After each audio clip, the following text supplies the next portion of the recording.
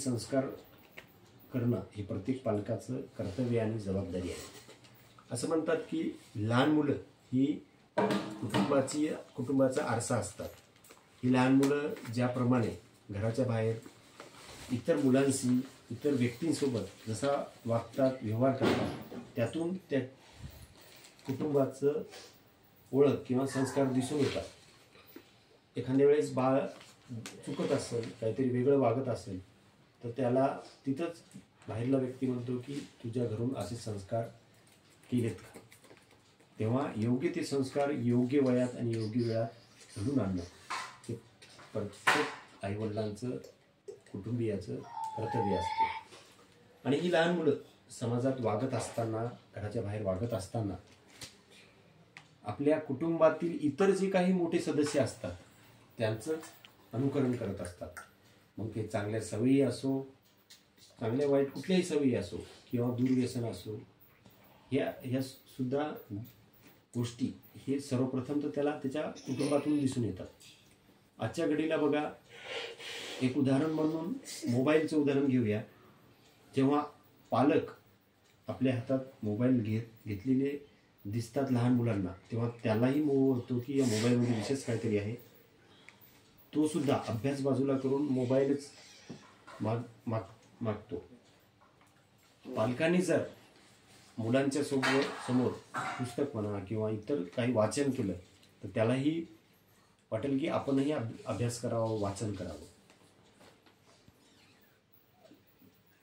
समाजामध्ये चांगल्या समाज घडवण्यासाठी कुटुंब पद्धती ही खूप महत्त्वाची भूमिका बजावत असते. त्याचबरोबर शाळा आणि ग्रामीण भागात तर आपण बघत आहात एखादं लहान मूल चुकत असेल किंवा काही चुकीच्या गोष्टी करत असेल तर त्याला आईवडिलांच्या माघारी सुद्धा त्याच्या भावकीतले नात्यातले किंवा गल्लीतले लोक त्याला टोकतात रोखण्याचा प्रयत्न करतात. असं करू नको तसं वागू नको किंवा कुठलंही व्यसन करत असेल तंबाखू पुडी किंवा बिडी असं जर ते सेवन करत असेल तर त्याला त्याच्या ओळखीचे नात्यातले असो किंवा ओळखीचे कोणीही त्याला रोखतात.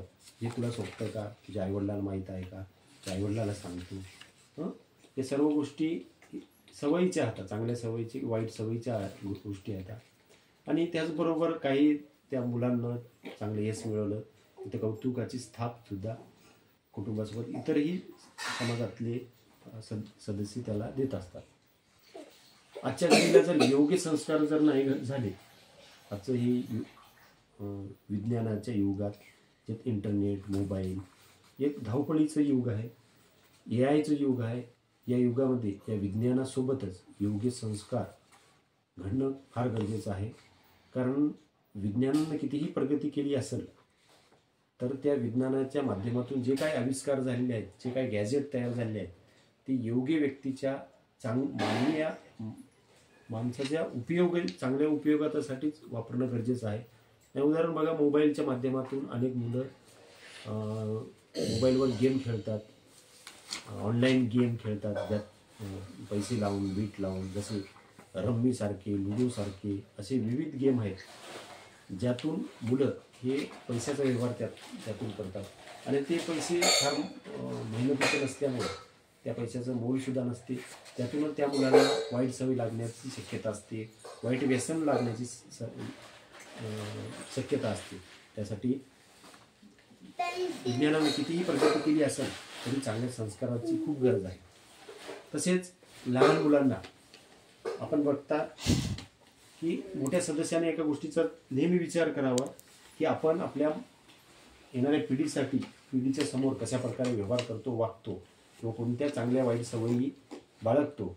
मग ते साधं तंबाखू खाणं हो की सिगरेट त्याच्यासमोर ओढणं हो. कारण हे पिढी ही लहान पिढी आज जरी लहान असेल तर भविष्याचं या समाजात एक सभ्य समाज सुसंस्कृत समाज घडवणं हे आपलं कर्तव्य आहे. आणि या समाजात ही मुलं वाढणार आहेत. म्हणून हे व्यसन असेल तर आपण सुरुवातीला आपणच ते टाळायला हवं.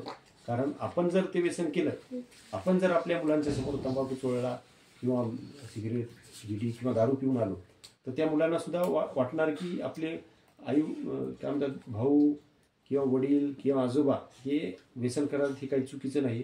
आपणही उत्सुकतेपोटी ते मुलं घेण्याचं सेवन करण्याचा प्रयत्न करतात, तेव्हा कुठलेही व्यसन सुद्धा करत असताना या लहान मुलांचा विचार करावा, या गोष्टीची जाणीव असावी की हे व्यसन आपल्या कुटुंबातल्या येणाऱ्या पिढीवर सुद्धा होऊ शकते. तेव्हा व्यसन करत असताना सुद्धा या मुलांना नजरेसमोर आपण ठेवायला हवं. हे मुलं हे आपलं कुटुंबाचं तर भविष्य आहेच, केली ना.